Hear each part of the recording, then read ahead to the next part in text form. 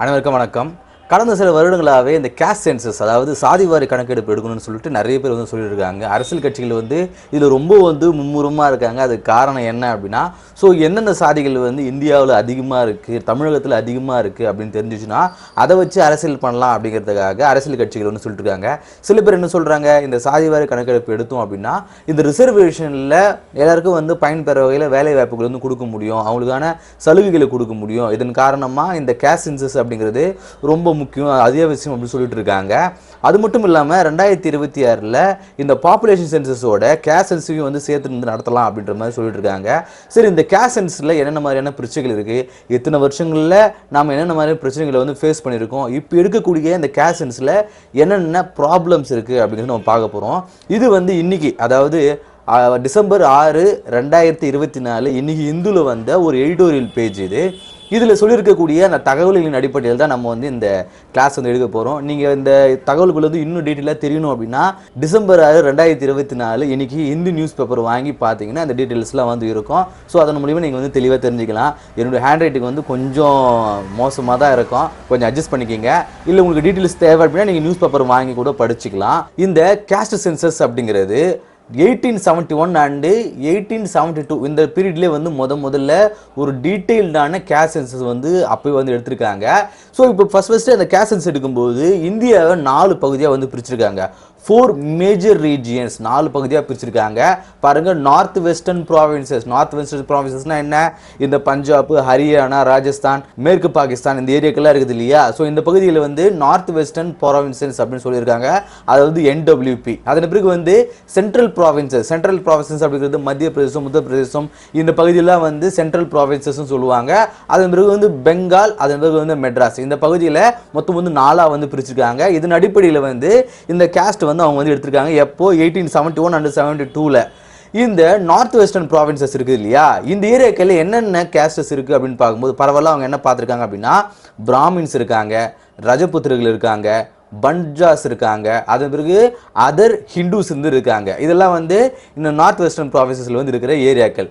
Central ப்ராவின்சஸில் யாரெல்லாம் இருக்காங்க அப்படின்னு பார்க்கும்போது சர்வன்ட்ஸ், லேபரர்ஸ், மெண்டிகன்ஸ், அதன் பிறகு டெவோட்டிஸ், இந்த மாதிரியான ரீஜனில், இந்த மாதிரியான கேஸ்டில் அவங்க பிரிஞ்சிருக்காங்களாம். இவங்களுக்கு பேர் என்ன, சர்வன்ஸாக இருப்பாங்க, லேபரர்ஸாக இருப்பாங்க, மெண்டிகன்ஸ், இந்த யாசகெல்லாம் கேட்குறாங்க இல்லையா, இவங்களாம் மெண்டிகன்ஸ் அப்படின்னு சொல்லுவாங்க. அதன் பிறகு டெவோட்டிஸ், அந்த பக்தி இடத்துல இருக்கிறவங்க, இவங்களாம் டெவோட்டிஸ். இந்த மாதிரி தான் அந்த ஏரியாக்களில் பிரிஞ்சிருப்பாங்க. சென்ட்ரல் ப்ராவின்ஸ் உங்களுக்கு தெரியும், உத்தரப்பிரதேசம், வாரணாசிலாம் அந்த மாதிரி ஏரியாக்கள் தான். அப்படிங்கிறதுனால இந்த இடங்களில் இந்த மாதிரியே மட்டும் பிரிஞ்சிருக்காங்க. அதன் பிறகு பெங்கால் வெஸ்ட் பெங்கால் ஏரியாஸில் பெகர்ஸ் இருக்காங்க, மியூசிஷியன்ஸ் இருக்காங்க, குக்ஸ் இருக்காங்க. இந்த மாதிரி அவங்க சாதி வாரியாக பிரிஞ்சிருக்காங்களாம். ஸோ அதை வச்சு அவங்களால ஈஸியாக ஐடென்டிஃபை பண்ண முடிஞ்சது. மெட்ராஸில் எல்லாம் கலந்துருக்காங்க. மெட்ராஸ் தமிழகம் சார்ந்த பகுதிகளில் தமிழ்நாட்டில் எல்லா சாதிகளும் தான் சேர்ந்துருக்காங்க. அதனால அங்கே இந்த மாதிரி பிரித்து சொல்ல முடியல அப்படின்ற மாதிரி சொல்கிறாங்க. இந்த 1871 இந்த மாதிரி தான் பிரித்து இன்னும் இந்த சாதிகள் அடிப்படையில் பிரிச்சிருக்காங்க. அவங்களுக்குள்ள இந்த சாதிகள் அப்படின்னா சொல்ல பிராமணர்களா, ரஜபுத்திரர்களா, சர்வன்ஸா, லேபரர்ஸா, இந்த மாதிரி தான் கேஸ்டாக பிரிச்சிருக்காங்க. 1931 அப்போவுமே அவங்களுக்கு ரொம்ப கன்ஃபியூஷனாக இருந்திருக்குது இந்த சாதிகளை பிரிக்கிறதுல. இதே 1931 ஒரு கேஸ்ட் சென்சஸ் எடுத்திருக்காங்க. 4147 கேஸ்ட் இருந்திருக்குதுங்க. 1931 4147 கேஸ்ட் இருக்குது. முன்னாடி பாருங்க, இந்த 1871 இந்த அளவுக்கு தான் பிரிச்சிருக்காங்க. ஆனால் இதில் எத்தனை சப்காஸ்ட் இருக்குது பாருங்க. கேஸ்ட்டுகளை தாண்டி நிறைய சப்காஸ்ட் பிரிஞ்சிருக்குது. இப்போ socio economic and caste census அப்படின்னு சொல்லிட்டு SBCC அப்படிங்கிறது 2011 ஒரு கேஸ்ட் சென்சஸ் எடுத்திருக்காங்க. அதன் அடிப்படையில் 46.7 லட்சம் கேஸ்ட் அண்ட் சப்காஸ்ட் இருக்குதுங்க. பாருங்க, 1931 4000 கேஸ்ட் தான் இருக்குது. ஆனால் 2011 46 லட்சம் கேஸ்ட் அண்ட் சப்காஸ்ட் இருக்குது. அந்த அளவுக்கு பாருங்க, இந்த உபரி சாதிகளுடைய அளவு ரொம்ப அதிகமாகி போயிட்டே இருக்குது. இதில் பார்த்தீங்கன்னா இந்த 2011 கேஸ்ட் எடுத்துருக்காங்க இல்லையா, இதுலேயே நிறைய எரர்ஸ் இருக்குன்னு சொல்றாங்க. கிட்டத்தட்ட 8.2 கோடி அக்னாலஜ்மெண்ட் எரர்ஸ் இருக்குதாங்க. பாருங்க, 8.2 கோடி, அதாவது இது தவறு தான் அப்படின்னு சொல்லிட்டு ஒத்துக்கிட்ட அந்த தவறுகளே பார்த்தீங்கன்னா 8.2 கோடி தவறுகள் பதிவாயிருக்குன்னு சொல்றாங்க இந்த சென்சஸ்லேயே. சரி, இந்த இந்த அளவுக்கு மாறுறதுக்கான காரணம் என்ன? முன்னாடி பாருங்க இந்த அளவுக்கு தான் வந்து கேஸ்ட்டை வந்து பிரிஞ்சிருக்காங்க. 1931ல் 4000 இருந்தது. எப்படி 2011ல் 46 லட்சம் கேஸ்ட்டா வந்து மாறி இருக்கு அப்படின்னா சில ரீசன்ஸ் வந்து சொல்றாங்க. என்னென்ன அப்படின்னு பார்க்கும்போது upper caste mobility claim. Upper class mobility claim என்னன்னா, சில லோவர் கிளாஸ் இருப்பாங்க இல்லையா, லோவர் பொசிஷனில் இருக்கக்கூடிய இந்த வர்ண சிஸ்டம்ல யாரெல்லாம் லோவரா இருக்காங்களோ அவங்க என்ன சொல்றாங்க, 1921ல் வந்து ஒரு கேஸ்ட்ல வந்து இருக்காங்க, இந்த வர்ண சிஸ்டம்ல இருக்காங்கன்னா லோவரா இருக்காங்கன்னா அவங்க என்ன சொல்றாங்க, 1931ல் இல்ல நாங்க வந்து ஹையர் போஸ்டிங் அப்படிங்கிற மாதிரி சொல்றாங்க. இப்படி வந்து லோவரா இருக்கிறவங்க, வர்ண சிஸ்டம்ல லோவரா இருக்கிறவங்க அவங்க என்ன சொல்றாங்க, அடுத்த சென்சஸ்லயே இல்ல நாங்க லோவர்லாம் கிடையாது, நாங்க கொஞ்சம் ஹை அப்படிங்கிற மாதிரி அவங்களே அவங்கள வந்து மாத்திக்கிறாங்க அப்படின்னு சொல்றாங்க.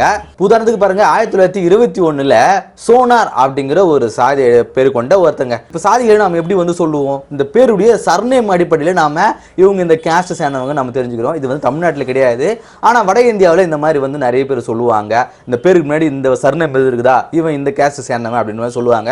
இதன் அடிப்படையில் 1921ல் ஒரு கணக்கெடுப்புல சோனார் அப்படிங்கிற ஒரு சாதி பேர் கொண்ட ஒரு சர்நேம் அது. அவங்க என்ன சொல்றாங்க, இந்த பேர் கொண்டவங்க சர்நேம் கொண்டவங்கலாம் ஒன்று வந்து சத்திரியரா இருப்பாங்க, இல்லை வந்து ரஜபுத்திரர்களா இருப்பாங்க அப்படின்னு சொல்றாங்க. ஆனா அவங்கள 1931ல் என்ன சொல்றாங்க, அந்த சென்சஸ்ல இல்ல நாங்க பிராமின்லாம் வந்து வைசிய இனத்தை வந்து சேர்ந்தவங்க, சாதியை சேர்ந்தவங்க அப்படின்னு சொல்றாங்க. 10 வருஷத்துல இந்த சாதியிலிருந்து இன்னொரு சாதிக்கு வந்து மாறிடுறாங்க. இந்த மாதிரி வந்து பிரச்சனைகள் இருக்குது. சரிங்களா? அடுத்ததா lower caste mobility claim. Lower class mobility, அதாவது லோவர் கிளாஸ் இருக்கிறவங்க ஹையர் கேஸ்ட்டை வந்து எதுக்காக கிளைம் பண்ணிக்கிறாங்க, தங்களை வந்து உயர்வா காரியங்கிறதுக்காக கிளைம் பண்ணிக்கிறாங்க. இதே போல லோவர் கிளாஸ் ஹையர் கிளாஸ்ல இருக்கிறவங்க லோவர் கிளாஸ்டா வேணும்னு சொல்லிட்டு அவங்களும் அவங்களுக்கான வந்து கிளைம் வந்து கேட்கறாங்க. எதனால அப்படின்னு கேட்கும்போது பாருங்க, அப்பர் டிமாண்ட், அப்பர் கேஸ்ட் இருக்கிறவங்க தங்களுக்கு வந்து ஓபிசி சர்டிஃபிகேட் வேணும், கேஸ்ட் வந்து எங்களுக்கு வேணும்னு சொல்றாங்க. ஓபிசி இருக்கிறவங்க எங்களுக்கு வந்து எஸ்சி ஸ்டேட்டஸ் வேணும் அப்படின்ற மாதிரி கேட்கறாங்க. எதனால அப்படின்னா இந்த ரிசர்வேஷன் மூலமா கிடைக்கக்கூடிய அந்த பலனை வந்து அனுபவிக்கிறதுக்காக என்ன சொல்றாங்க, இந்த மாதிரி வந்து எங்களுக்கு லோவர் ஸ்டேட்டஸ் கொடுங்க அப்படின்ற மாதிரி சொல்றாங்க. நான் காலேஜ் படிக்கும்போது என் ஃப்ரெண்டு ஒருத்தர் தான், அவன் பேர் வேணாம், அவன் என்னன்னா வந்து அவன் கொஞ்சம் அப்பர் கேஸ்ட் தான், ஆனா அவன் என்ன பண்ணுவான்னா எஸ்சி சர்டிஃபிகேட் வாங்கி வச்சுருப்பான். அங்கே கிடைக்கக்கூடிய ரிசர்வேஷன் மூலியமாக கிடைக்கக்கூடிய, ஏன்னா நான் படித்த காலேஜில் வந்து எஸ்சிக்கெலாம் வந்து ரிசர்வேஷன் மூலமாக ஃப்ரீயாக வந்து நீங்கள் படிக்கலாம் அப்படின்ற மாதிரி சொல்லியிருந்தாங்க இல்லையா. அதனால் அவன் என்ன பண்ணான், இதுக்கு நாங்கள் எஸ்சின்னு சொல்லிட்டு அவன் அந்த கேஸ்ட் அந்த சர்டிஃபிகேட் மூலிமா அவன் அந்த காலேஜில் வந்து படித்தான்.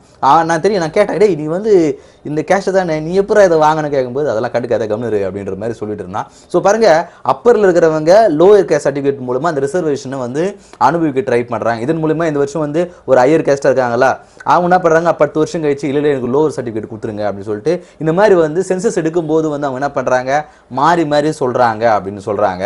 இந்த காலம் பாருங்கள், இது ரொம்ப டீட்டெயிலாக வந்து கொடுத்துருக்காங்க பாருங்கள். இப்போ கமார்னு வந்து குமார்னு சொல்லிட்டு நம்ம பீகார் சைடெலாம் வந்து சொல்லியிருப்பாங்க. இவங்க 1921 சென்சஸில் சத்ரியா அப்படின்னு சொல்லியிருக்காங்க. ஆனால் 1931 இல்லைன்னா நாங்கள் பிராமின்ஸ்னு வந்து சொல்லியிருக்காங்க. சோனார் அப்படிங்கிறவங்க சத்ரியான ரஜபுத்திர சேர்ந்தவங்க, ஆனால் என்ன சொல்கிறாங்க, பிராமின்ஸை சேர்ந்தவங்க, வைசியத்தை சேர்ந்தவங்கன்னு சொல்கிறாங்க. அதே போல் சூத்ரதார் அப்படிங்கிறவங்க வைசியத்தை சேர்ந்தவங்க, ஆனால் பிராமன் வந்து சொல்கிறாங்க. நை அப்படிங்கிறவங்க தக்கூர் அப்படிங்கிற இனத்தை சேர்ந்தவங்களா சொல்கிறாங்க. அதன் பிறகு வந்து பிராமணை சொல்கிறாங்க. இப்படி ஒவ்வொன்றா வந்து மாறிட்டே இருக்குது, நம்ம வந்து விசிபிளாக வந்து பார்க்க முடியுது. சரி, இந்த மாறதுக்கான காரணம் என்ன அப்படின்னு பார்க்கும்போது இந்த இடங்களில் எனுமரேட்டர்ஸ்னால் இந்த கணக்கெடுக்க போகிறாங்க இல்லையா, அவங்க என்ன பண்ணுறாங்கன்னா, இப்போது பொதுவாக ஒரு ஏரியாவில் போய் கேட்கும்பொழுது அவங்க என்ன பண்ணுறாங்க, நீங்கள் என்ன கேஸ்ட் அப்படின்னு கேட்கறதுக்கு அவங்க கொஞ்சம் அச்சப்படுறாங்க. அதே சமயத்தில் உங்கள் பேர் என்னன்னு கேட்கும்பொழுது அவங்கள்ட்ட இருக்கிற சர்நேம் இருக்குது இல்லையா, இந்த சர்நேம் மூலிமா இவங்க இந்த கேஸ்ட்டாக தான் இருப்பாங்க அப்படின்ற மாதிரி அவங்களே அந்த அசம்ஸ் பண்ணிக்கின்னு இவங்க இந்த கேஸ்ட்டை வந்து எழுதிட்டு போயிடுறாங்க. சில பேர் வந்து பேர் வந்து சொல்லும் பொழுது அவங்க உண்மையான பேர் வேறு மாதிரி இருக்கும், ஆனால் அதை அவங்க ப்ரொனவுன்ஸ் பண்ணும்போது வேறு மாதிரி திருச்சி சொல்லுவாங்க இல்லையா, இவங்க அதை வேறு மாதிரி தவறாக புரிஞ்சுக்கிட்டு இவங்க வந்து கேஸ்ட்டை வந்து மாற்றி வந்து ரிஜிஸ்டர் பண்ணுறாங்க. இதுவுமே வந்து ஒரு ப்ராப்ளமாக இருக்குன்னு சொல்கிறாங்க. பாருங்கள், enumerators avoid ask about caste. அவங்க வந்து கேட்கறதுக்கு வந்து கொஞ்சம் கூச்சப்படுறாங்க. சில நேரங்களில் வந்து எதுக்கு கேட்கணும் அப்படின்ற மாதிரி யோசிக்கிறாங்க. சரி, இது கேட்டால் அவங்களுக்கு ஏதாவது வந்து இதுவாகும் இடத்துக்காக கேட்கறதை அவாய்ட் பண்ணிட்டு இவங்களாவே அந்த பேரின் அடிப்படையில் ஒரு அசம்ஷனுக்கு வந்து வந்துடுறாங்க. ஸோ இந்த சர்நேம் மூலமாக இவங்க இந்த கேஸ்டான்னு சொல்லிட்டு அவங்களும் ரிஜிஸ்டர் பண்ணி போயிடுறாங்க. இது ஒரு ப்ராப்ளமாக வருதுன்னு சொல்கிறாங்க. முன்னாடி பார்த்தேன் இல்லையா, இந்த அப்பர் கேஸ்ட் அப்படிங்கிறவங்க எதுக்காக லோவர் கேஸ்ட் வேணும் அப்படின்னு சொல்கிறாங்க அப்படின்னா, இப்போ பாருங்க, இந்த ப்ரொபோஷனல் ரெப்ரஸன்டேஷன் இருக்குது இல்லையா, இப்போ ஓபிசிக்கு வந்து 27% வந்து அவங்க வந்து ரிசர்வேஷன் கொடுக்குறாங்க, எஸ்சிக்கு வந்து 15% வந்து ரிசர்வேஷன் கொடுக்குறாங்க, எஸ்டிக்கு வந்து 7.5% வந்து ரிசர்வேஷன் கொடுக்குறாங்க, ஓபிசிக்கு வந்து 10% வந்து ரிசர்வேஷன் கொடுக்குறாங்க இல்லையா. இப்போ உதாரணத்துக்கு ஒரு 100 போஸ்டிங் இருக்குன்னு வச்சுக்கோங்க, கவர்மெண்ட் மூலியமா ஒரு 100 போஸ்டிங் வந்து இப்போ வந்து வேலை வாய்ப்பு கிடைக்குது அப்படின்னு வச்சுக்கலாம். இப்போ உதாரணத்துக்கு யூபிஎஸ்சி எக்ஸாமே எடுத்துக்குவோம், ஒவ்வொரு வருஷமும் ஒரு 1000 போஸ்டிங் தான் கொடுக்குறாங்க அப்படின்னா, இதுல பாருங்க ஓபிசி வந்து 27% வருது இல்லையா. ஓபிசியில் 22%, 100/27 போடும்போது இந்த 100/27 அந்த ப்ரொபோர்ஷன்ல கால்குலேட் பண்ணும்போது 4வது பிளேஸ் கட்டாயம் ஒரு ஓபிசி பர்சன்ஸ் கொடுக்கணும் அப்படிங்கிற மாதிரி ஆகுது. அதே போல இந்த 15% வருது இல்லையா எஸ்சிக்கு, ஸோ 7வது பிளேஸ் வந்து கட்டாயம் எஸ்சிக்கு கொடுக்கணும். எஸ்டிக்கு பார்க்கும்போது 7.5% இருக்காங்க இல்லையா, அவங்களுக்கு 14வது பிளேஸ் வந்து நம்ம கொடுக்கணும். இந்த இடம் வந்து இடபிள்யூஎஸ் வந்து ஓபிசின்னு போட்டிருக்கிறேன், இடபிள்யூஎஸ் இது. ஸோ இடபிள்யூஎஸ் அப்படிங்கிறவங்க வந்து 10% பார்க்கும்போது எவ்ரி 10th பிளேஸ் அவங்களுக்கு வந்து 10வது ஒரு 1000 சீட் வருதுன்னு வச்சுங்களேன், அதில் 10வது சீட்டு கண்டிப்பாக வந்து ஒரு இடபிள்யூஎஸ் சேர்ந்தவங்களுக்கு வந்து நாம் கொடுக்கணும் அப்படிங்கிற மாதிரி இருக்குது. ஸோ இந்த சலுகைகள் அனுபவிக்கிறதுக்காக தான் ஒரு அப்பர் கிளாஸில் இருக்கிறவங்க எங்களுக்கு வந்து லோயர் கிளாஸ் பொசிஷன் வேணும் அப்படிங்கிற மாதிரி டிமாண்ட் பண்ணுறாங்களாம். பாருங்க, இந்த மாதிரி வந்து ரிசர்வேஷன் கேட்குறாங்க இல்லையா, அந்த ப்ரொபோஷனல் ரிசர்வேஷன் மூலமாக நம்மளுக்கு வந்து இந்த சலுகைகள் வேணும் அப்படின்னு கேட்குறாங்க இல்லையா. சரி, இங்க பாருங்க, டிஃப்ரெண்ட் மினிஸ்ட்ரிஸ், இப்போ இந்தியாவில் இருக்கக்கூடிய பல மினிஸ்டர்ஸ் இருக்காங்க இல்லையா, அவங்களுடைய தரவுகளின் அடிப்படையில் இந்தியாவில் தற்போது நிலவரப்படி கிட்டத்தட்ட வந்து ஒரு 6000 சாதிகள் வந்து இருக்குன்னு சொல்றாங்க, 6000 கேஸ்ட் வந்து இருக்குன்னு சொல்றாங்க. இந்தியாவுடைய பாப்புலேஷன் என்ன, 1.4 பில்லியன் அளவுக்கு நம்ம கிட்ட பாப்புலேஷன் இருக்குது. கேஸ்ட் வந்து கிட்டத்தட்ட 6000 கேஸ்ட் வந்து இருக்குது. இது நம்ம டிவைட் பண்ணும்போது ஒரு சாதியில கிட்டத்தட்ட வந்து 2.3 லட்சம் பேர் இருக்காங்க. எந்த சாதி எடுத்தாலும் அதில் வந்து கரெக்டாக வந்து நம்ம ஒரு ஆவரேஜாக பார்க்கும்போது 2.3 லட்சம் வந்து ஒரு சாதிக்கு வந்து இருக்காங்க அப்படின்னா, இப்போ யூபிஎஸ்சியில் ஒரு 1000 போஸ்ட் வந்து வருது அப்படின்னா, யூபிஎஸ்சியில் ஒரு 1000 போஸ்ட் வருது அப்படின்னா ஒவ்வொரு சாதிக்கும் கட்டாயம் ஒரு யூபிஎஸ்சி போஸ்டிங்க கொடுக்கணும் அப்படின்னா பாருங்க 141 வருஷம் ஆகுமா. ஒரு யூபிஎஸ்சியில் ஒரு 1000 போஸ்ட் தான் வருஷம் விடுறாங்க. அப்போது இந்தியாவில் மொத்தம் 6000 கேஸ்ட் இருக்குதுன்னா ஒவ்வொரு கேஸ்ட்டுக்கு நம்ம இந்த ரெப்ரசன்டேஷன் கொடுக்குறது, ரிசர்வேஷன் கொடுக்குறது மூலிமா கட்டாயம் ஒரு கேஸ்ட்டுக்கு வந்து ஏதோ ஒரு போஸ்டிங் கொடுக்கணும் அப்படின்னா மொத்தம் 1,40,845 போஸ்ட் வந்து நம்ம உருவாக்கணும். இப்படி உருவாக்கி நம்ம கொடுக்கறது மூலமா இதை கம்ப்ளீட் பண்ணுறதுக்கு இந்த தரவில் அடிப்படையில் ஒவ்வொரு கேஸ்ட்டுக்கு நாம வேலை வாய்ப்பு கொடுக்கறதுக்கு கிட்டத்தட்ட வந்து 141 வருஷம் ஆகுமா.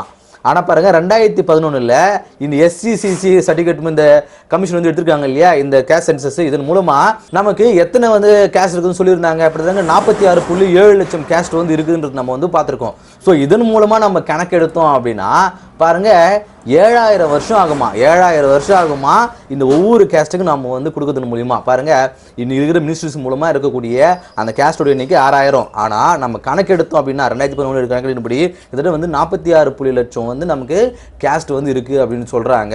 அதுக்கெல்லாம் நம்ம வேலை வாய்ப்பு கொடுக்கணும் அப்படின்னா 7000 வருஷம் ஆகுமா. நம்ம 46,73,034 போஸ்ட் உருவாக்கினா மட்டும்தான் நம்ம ஒவ்வொரு கேஸ்ட்டுக்கும் ஒவ்வொரு வேலை வாய்ப்பு கொடுக்கணும் அப்படிங்கிற மாதிரி முடிவாகணும்னு சொல்கிறாங்க. ஸோ இந்த கேஸ்ட் சென்சஸ் மூலமாக இந்த ரிசர்வேஷன் கொடுக்குறது அப்படிங்கிறது இவ்வளோ பெரிய இஷ்யூவாக இருக்குதுன்னு பாருங்கள். இதுக்கு என்ன காரணம் அப்படின்னா, இந்த கேஸ்ட் சென்சஸ் எடுக்கும்போது அந்த எடுக்கிறாங்களே எனுமரேட்டர்ஸ், அவங்களுக்கு வந்து ஒரு என்ன சொல்கிறது, ஒரு ட்ரைனிங் கொடுத்து அனுப்புனா அது வந்து கொஞ்சம் யூஸ்ஃபுல்லாக இருக்கும்னு சொல்கிறாங்க.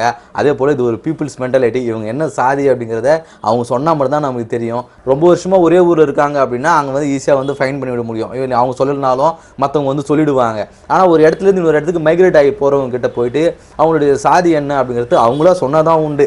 ஸோ இந்த மாதிரியான பிரச்சனைகள்லாம் வந்து இந்த கேஸ்டஸில் வந்து உருவாகுது அப்படின்ற மாதிரி நாம் இந்த ஆர்டிக்கலில் பார்க்குறோம். ஸோ இந்த கிளாஸில் இந்த கேஸ்ட் சென்சஸ் சம்மந்தமாக வந்து இந்த படித்த இந்த கிளாஸ் வந்து உங்களுக்கு வந்து யூஸ்ஃபுல்லாக இருக்கும் அப்படின்னு நம்புகிறேன். இந்த டேட்டா வந்து உங்களுக்கு வந்து இன்னுமே வந்து தெளிவாக வேணும் அப்படின்னா இன்றைக்கி ஹிந்து நியூஸ் பேப்பர் வாங்கி பாருங்கள். அப்படி இல்லைனா இந்த டாக்குமெண்டோட லிங்க் வந்து நான் கீழே டிஸ்கிரிப்ஷன் கொடுக்குறேன், நீங்கள் வேணும்னா வந்து டவுன்லோட் பண்ணிக்கோங்க. இல்லைனா வந்து இதை ஸ்க்ரீன்ஷாட் எடுத்து கூட எங்கள் டேட்டா வந்து எழுதிக்கங்க. சரி, அடுத்த கிளாஸை சந்திப்போம். நன்றி.